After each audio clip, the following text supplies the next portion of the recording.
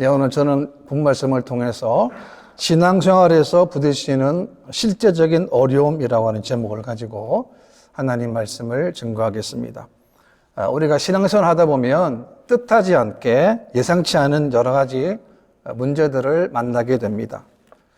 예수 믿기 전에는 전혀 몰랐던 일인데 예수를 믿고 난 다음에 이러한 문제들이 발생할 수 있다는 것입니다. 그 본문에서는 그 원인과 해결책에 대해서 말씀하고 있습니다. 저는 세 가지로 교훈을 얻고자 합니다. 첫 번째는 성도 간의 다툼의 문제인 것입니다. 다툼의 문제의 원인은 인간의 정욕입니다. 1절인데요. 너희 중에 싸움이 어디로 다툼이 어디로 쫓아나느뇨? 너희 지체 중에서 싸우는 정욕으로 쫓아나는 것이 아니냐라고 했습니다. 서울의 어느 재래시장에서 조그마한 가게 두 가게가 서로 싸웠습니다. 만두 가게하고 떡집인데요. 서로 싸웠습니다.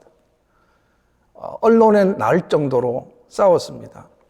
왜 싸우는 거를 보니까 먼저 이 만두집에서 우리나라의 대목에 떡을 판 거예요. 그러니까 당연히 떡집에서는 매출의 감소가 오겠죠. 그러니까 감정이 안 좋아지고 있는 상태인데 이 만두 가게의 주인 되시는 분하고 또 만두를 만드는 기술자가 사이가 좀 안 좋아졌어요. 그래서 만두 가게 기술자 그분이 그 만두 가게를 그만둬 버렸어요. 그만두면 문제는 끝날 수도 있는데, 그런데 문제는 뭐냐면 그 가게 만두 가게 기술자 그분이 바로 옆에 떡집으로 취직을 한 거예요. 그러니까 이전에는 떡만 팔았는데 이제는 만두까지 팔게 된 거예요. 그러니까 이 두 가게는 재래시장에서 같이 붙어 있는 가게인데 큰 소리로 방송인 뉴스에 나올 정도로 계속 불협화음이 생겼습니다. 왜 이런 일이 벌어졌겠습니까? 그것은 내가 만약 어떤 것을 선택할 경우를 보게 되면 이 선택을 통해서 누군가가 피해를 본다면, 특별히 가장 가까운 사람이 피해를 본다면 그 문제는 제고해야 하는 것입니다. 그렇지 못하기 때문에 서로 간의 다툼과 분쟁과 심지어는 장사를 제대로 할 수 없을 정도로 심하게 다투었습니다. 우리가 사는 세상은 다툼과 분쟁이 끊이질 않습니다. 이것은 신앙생활하고 있는 교회 안에서도 얼마든지 일어나고 있는 현상이기도 하는 것입니다. 그런데 오늘 본문에 보게 되면 이러한 다툼과 시기에 이런 원인이 뭐냐? 그것은 다른 것이 아니고 인간의 정욕이라고 했습니다. 이 정욕이라고 하는 단어를 다른 성경에서는 향락이라고 하는 단어로 번역해 놨는데요. 여러분, 향락이라고 하는 단어의 느낌이 오지 않습니까? 이기심, 자기만 아는 거예요. 그러니까 다른 사람보다 더 가지고자 하는 욕심, 다른 사람들보다 더 누리고자 하는 욕심이 서로 간의 분쟁의 요소가 된다는 것을 말씀하고 있는 것입니다. 인간의 욕심은 끝이 없습니다. 아무리 많이 가져도 인간은 더 가지고 싶어 하는 것이 바로 인간의 욕망이기 때문에 그렇습니다. 이런 인간의 정욕 때문에 하나님 말씀이 들어도 우리 귀에 들어오지만 이것이 안 자랄 수 있다는 거예요. 왜? 우리 마음속에 정욕 때문에 하나님 말씀이 자라지 못하게 되는 것입니다. 정욕은 한순간에 한 사회에서 분쟁을 일으키는 요인이 되는 것입니다. 인간의 정욕과 탐욕으로 말미암아 여러 가지 공개적인 싸움들이 일어난다는 것입니다. 이것이 커지게 되면 나중에는 국가와 국가 간의 전쟁의 소용돌이까지 나타나게 되는 것입니다. 얼마나 무서운 일입니까? 지금도 러시아와 우크라이나가 전쟁하지 않습니까? 얼마나 많은 피해자가 생겼습니까? 얼마나 많은 희생자가 생겼습니까? 왜 그렇습니까? 인간의 눈에 안 보이는 정욕 때문이라는 것입니다. 본문에 보게 되면 너희 지체 중에서 싸우는 이라고 했는데요. 이것을 우리가 신앙으로 또 교회 안으로 가지고 오면 예수 믿는 성도들끼리 싸운다는 것입니다. 서로 다툰다는 것입니다. 여러분, 성도의 일이 뭡니까? 서로 화목하고 서로 사랑하고 서로 나누는 삶을 살아야 됩니다. 그런데 이와는 정반대로 서로 싸우고 시기하고 질투하는 것입니다. 개인의 인간적인 욕심이 교회 안에 들어와서 분쟁과 불화가 그치지 않을 수도 있는 것을 말씀하고 있는 것입니다. 빌립보 교회를 보게 되면, 빌립보 4장 말씀 보게 되면, 내가 유오디아를 권하고 순두개를 권하노니 주 안에서 같은 마음을 품으라 라고 했습니다. 이 빌립보 교회에서 두 여성입니다. 유오디아와 순두개라는 이 여성들이 리더십이 있었던 것 같습니다. 그런데 어떤 이유인지 모르지만 이 두 여성이 서로 감정이 안 좋아지고 사이가 나누어져 있다는 것입니다. 바울은 그래서 그들에게 주 안에서 같은 마음을 품으라 라고 했습니다. 이 말은 예수 그리스도 안에서 주님처럼 낮아짐을 통해서 서로 겸손과 사랑으로 하나 되라는 권면의 말씀인 것입니다. 성도들은 다 다릅니다. 자라는 환경이 다르고 배경이 다릅니다. 생각이 다 달라요. 가치관이 다 다릅니다. 그런데 어떻게 하나가 되겠습니까? 바울의 권면처럼 주 안에서 같은 마음을 품는 것입니다. 여기서 중요한 것은 사람이 우선시 될 때에, 그리고 사람의 영향력이 커지게 될 때에 교회도 문제가 생길 수 있음을 말씀하는 것입니다. 이것은 빌립보 교회만의 문제가 아닙니다.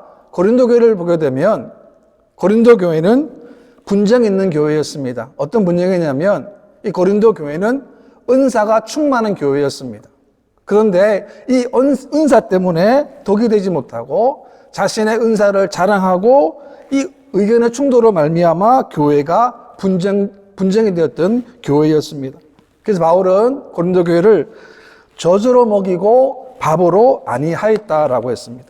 성경을 보게 되면 너희는 아직도 육신에 속한 자로다. 너희 가운데 시기와 분쟁이 있으니 어찌 육신에 속하여 사람을 따라 행함이 아니리요라고 했습니다. 육신에 속한 자라고 하는 것은 하나님의 은혜로 구원을 받았지만 아직도 신앙이 성숙하지 못해서 육적인 것에 머물러 있는 신앙 상태를 말씀하는 것입니다. 그러니까 이런 신앙 상태는 결과적으로 육신에 속했기 때문에 시기와 분쟁이 있다는 것입니다. 시기라고 하는 것은 질투하는 맹렬한 감정을 말하는 것입니다. 여러분, 이런 분쟁 때문에, 시기 때문에 분쟁이 일어납니다. 분쟁 때문에 분열이 일어나게 되는 것입니다. 서로를 상처를 줍니다. 서로를 헐뜯게 되는 것입니다. 또 육신에 속하여 사람을 따라 행한다라고 했는데 이 말도 마찬가지 아니겠습니까? 고린도 교회도 어떤 사람은 나는 바울파라 그러고 어떤 사람은 나는 아볼로파라, 그러니까 파벌이 생기게 된 것입니다. 그러니까 교회가 하나님 말씀을 따라 주님을 따라가는 것이 아니고 사람을 따라가는 거예요. 그래서 시기가 생기고 분쟁이 생긴다라고 하는 것입니다. 여러분, 신앙생활은 다른 것이 아닙니다. 필요 없는 것 버리는 거예요. 하나님 원하지 않는 것 버리는 거예요. 여러분, 잘못된 습관을 버리는 거예요. 알렉산더 대왕이 페르시아와 전쟁을 앞두고 전진하고 있을 때에 이 군인들이 걸어가는데 힘이 하나도 없는 겁니다. 나중에 알고 보니까 알렉산더 왕이 그 이유를 보니까 군인들이 이미 여러 전투에서 얻었던 노획물들을 감추어둔 거예요. 몸에 잔뜩 지니고 있는 겁니다. 그러니까 행군을 제대로 할 수 없는 거죠. 그래서 알렉산더 대왕이 행군을 멈추게 한 다음에 모든 노획물을 다 모아가지고 불에다 태워라 그랬습니다. 그랬더니 이 군인들이 불평이 많았습니다. 불평이 많았지만 그 노획물들을 다 태우고 불에 태웠기 때문에 페르시아와 전쟁에서 이길 수 있었던 것입니다. 그렇습니다. 우리 성도들도 마찬가지 아닙니까? 우리도 예수님의 십자가의 군병입니다. 그러니까 우리가 우리 삶 가운데 전쟁을 할 때 필요하지 않는 것 우리는 과감하게 던져야 하는 것입니다. 성경 말씀에도 이기기를 다투는 자마다 모든 일에 절제하나니라고 했습니다. 우리 군인인데 예수님이 십자가의 군병인데 내 안에 욕심으로 가득 차 있다면, 정욕으로 가득 차 있다고 한다면 우리는 결코 하나님이 원하는 십자가의 군병으로 살아갈 수가 없다는 것입니다. 우리는 날마다 자기를 부인한 이유가 바로 여기 있는 것입니다. 왜 우리는 날마다 우리는 자기 십자가를 지는 겁니다. 왜? 우리 안에 정욕이 있기 때문에 그렇습니다. 그 다음에 두 번째는 응답받지 못하는 기도에 대한 건데요. 하나님은 기도를 통해서, 기도나 통로를 통해서 무한한 하나님의 은혜와 축복을 주십니다. 그런데 불구하고 기도 응답을 받지 못한 이유를 두 가지 설명하는데, 첫 번째는 기도하지 않기 때문인 것입니다. 기도하지 않는 것 자체가 이미 범죄입니다. 하나님은 저와 여러분들에게 지혜가 부족하거든 하나님께 지혜를 구하라고 했는데, 지혜를 구하지 않음으로 인해서 하나님의 지혜 없이 살아가는 그 자체가 이미 잘못된 거죠. 2절 말씀 보게 되면 너희는 욕심을 내어도 얻지 못하여 살인하며 시기하여도 능히 취하지 못함으로 다투고 싸우는도다. 너희가 얻지 못함은 구하지 아니하기 때문이요라는. 심플합니다. 왜 응답이 없는가? 기도를 하지 않았기 때문에 그렇습니다. 그래서 신앙생활 하면서도 기도 게으른 성도를 보면 너무나도 안타깝습니다. 왜냐하면 하나님은 기도라는 채널을 통하여 무한정 하나님의 은혜를 공급하시는데 그것이 막혀있기 때문에 그렇습니다. 그런데 많은 경우를 보게 되면 기도를 그렇게 열심히 하지 않는 분들이, 그분들 얘기 들어보면 이런 얘기를 합니다. 바쁘기 때문에, 뭐 피곤하기 때문에, 또 어떨 때는 기도를 해도 뭐 응답이 잘 모르겠다는 말을 하기도 합니다. 그것은 기도를 잘 모르기 때문에 그렇습니다. 마가복음 9장에 보게 되면 예수님께서 변화산 위에서 놀랍도록 변묘하시는 사건이 나옵니다. 변화된 사건이 나오죠. 근데 그 산 밑에는 귀신 들려 거꾸러져 거품을 흘리며 이를 갈며 파리해지는 아이를 예수님의 제자들께 데려갔지만 예수님의 제자들 그 귀신을 쫓아내지를 못한 거예요. 예수님이 내려오셔서 그 아이 귀신을 쫓아내셨습니다. 그 이후에 예수님의 제자들 예수님께 묻습니다. 우리는 어찌하여 능히 그 귀신을 쫓아내지 못하이나이까라고 질문을 할 때에 예수님이 이렇게 말씀하십니다. 이러시되 기도 외에 다른 것으로는 이런 종류가 나갈 수 없느니라 하시니라 라고 주님은 말씀하셨습니다. 그러나 이 말은 예수님의 제자들은 기도를 통하여 하나님의 능력을 의지하지 않았기 때문에 귀신을 쫓아내지 못했다라고 하는 것입니다. 주님 말씀하셨습니다. 기도 외에 다른 방법이 없다는 거예요. 네, 그럼 우리는 우리 인생 남은 인생 동안에 쉬지 말고 하나님께 기도해야 합니다. 우리가 쉬는 순간순간마다 하나님께 우리는 기도해야 합니다. 우리는 하나님께 우리의 사명을 기도를 알아야 합니다. 여러분 기도하게 되면 놀라운 일이 일어납니다. 기도하게 되면 하나님의 살아계심을 체험하게 되는 거예요. 하나님의 능력을 보는 거예요. 우리가 설교자로부터 얼마나 많이 듣습니까? 얼마나 많이 듣습니까? 유튜브로, 주일 설교로, 새벽으로 듣는 것이 아닙니다. 기도하면 그것을 보게 되는 거예요. 왜 그렇습니까? 하나님이 보여주시기 때문에 그렇습니다. 이사야 38장에 보게 되면 히스기야가 죽을 병이 걸렸습니다. 그래서 이사야가 죽게 되었으니까 유언을 하라는 거예요. 유언. 왕이니까 할 일이 많지 않겠습니까? 그런데 히스기야는 뭐 했습니까? 다른 것 하지 않았습니다. 얼굴을 벽을 향하여 하나님께 간절히 기도했어요. 이 벽을 향했다는 것은 다른 것 안 보고 오로지 하나님만 의지하겠다는 그런 표현이에요. 그런 마음으로 매달렸습니다. 심히 통곡했습니다. 기도했습니다. 그랬더니 하나님은 성경 말씀 보게 되면 히스기야의 기도를 들었고 내 눈물을 보았노라. 내가 내 수완에 15년을 더하고 또 너와 이 성을 아수르 왕의 손에서 건져내겠고 내가 또 이 성을 보호하리라 라고 하셨습니다. 이 말씀 보게 되면 히스기야는 개인적인 기도를 했는데 하나님은 개인적인 기도를 통해서 예루살렘을 아수르의 손에서 구원하는 결과로까지 하나님은 이어지게 하신 것입니다. 그렇습니다. 우리는 하나님께 날마다 엎드려야 합니다. 하나님 기도해야 됩니다. 예레미야 29장 말씀 보게 되면 너희가 내게 부르짖으며 내게 와서 기도하면 내가 너희들의 기도를 들을 것이요 라고 했습니다. 여러분, 우리가 기도만큼 유익한 것이 어디 있습니까? 기도만큼 복된 것이 어디 있습니까? 우리가 무시로 하나님께 먼저 찾아가서 하나님께 아뢰 수 있기 때문에 그렇습니다. 문제는 뭡니까? 실행력이라는 거죠. 얼마나 진짜로 기도하는가라는 것입니다. 우리는 우리 남은 생애 동안 여러분 하나님께 정말 히스기야가 벽을 향해 기도한 것처럼 기도하시기를 바랍니다. 하나님의 응답이 반드시 있습니다. 왜? 하나님이 들으시기 때문에 그렇습니다.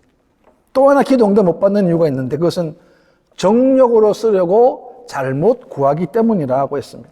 이 정욕이라는 것은 오직 자신의 기쁨과 자신의 만족만을 얻으려는 기도라고 하는 것입니다. 기도를 많이 하는데 정말 엄청나게 하는데도 응답이 없는 것은 왜 그러냐?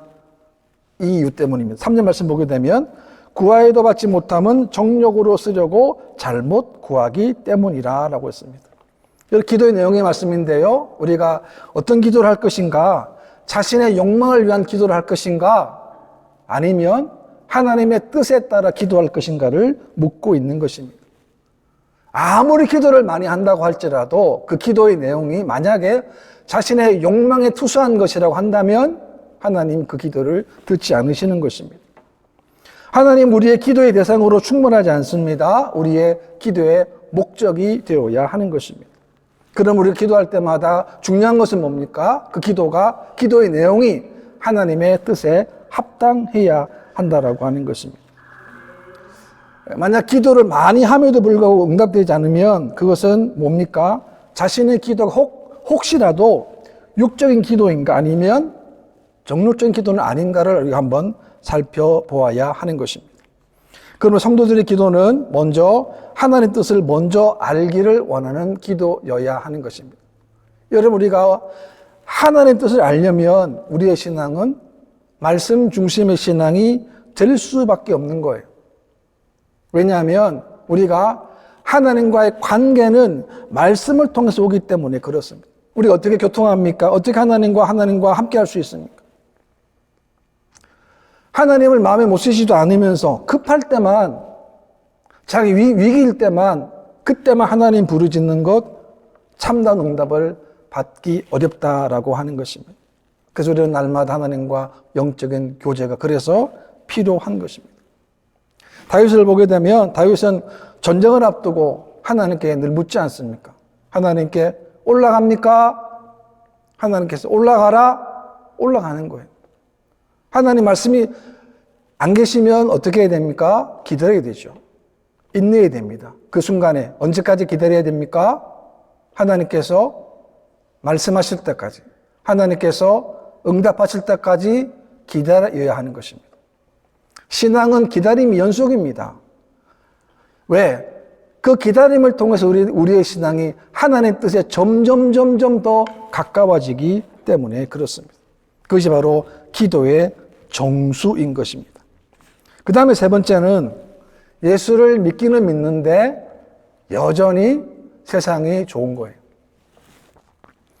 마가복음 12장에 보게 되면 서기관 중 한 사람이 예수님께 모든 계명 중에 첫 번째 계명이 무엇입니까? 하는 질문을 했을 때 예수님이 이렇게 답변하십니다. 내 마음을 다하고 목숨을 다하고 뜻을 다하고 힘을 다하여 주 너의 하나님을 사랑하라 하신 것이요 라고 했습니다.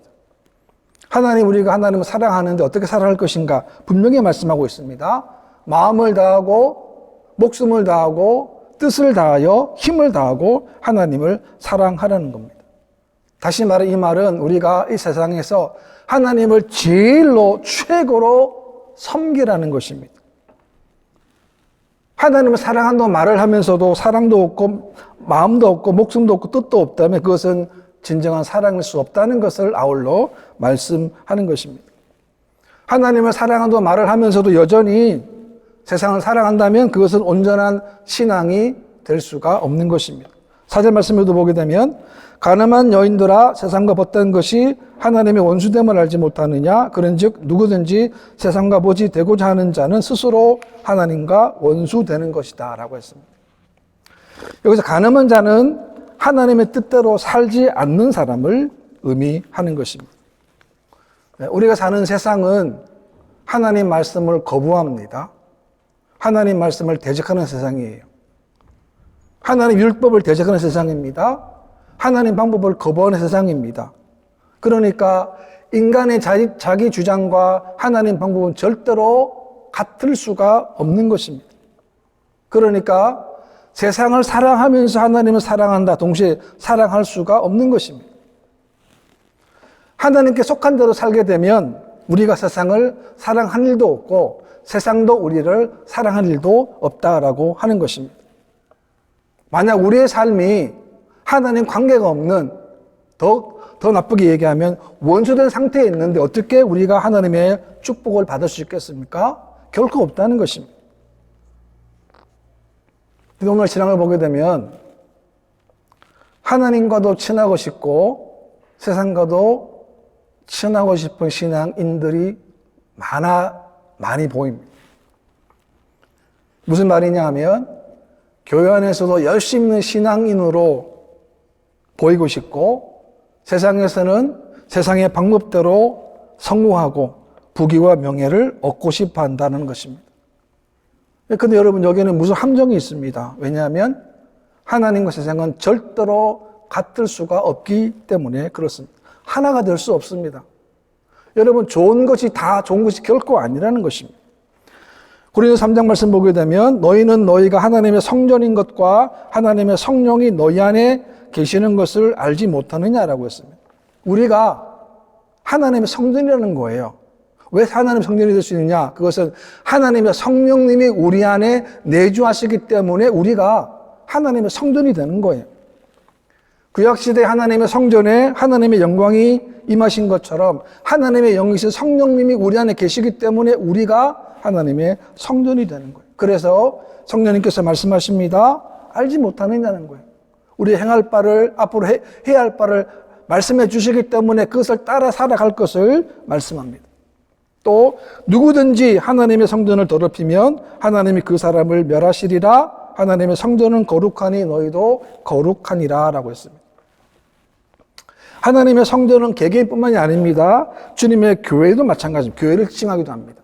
그러니까 누구든지 교회를 부패시키고 교회를 파괴하는 자는 하나님께서 멸하시겠다는 거죠. 악한 생각으로 교회를 무너뜨리려고 한다면 그것은 곧 하나님의 진노를 면치 못하게 됨을 말씀하는 것입니다.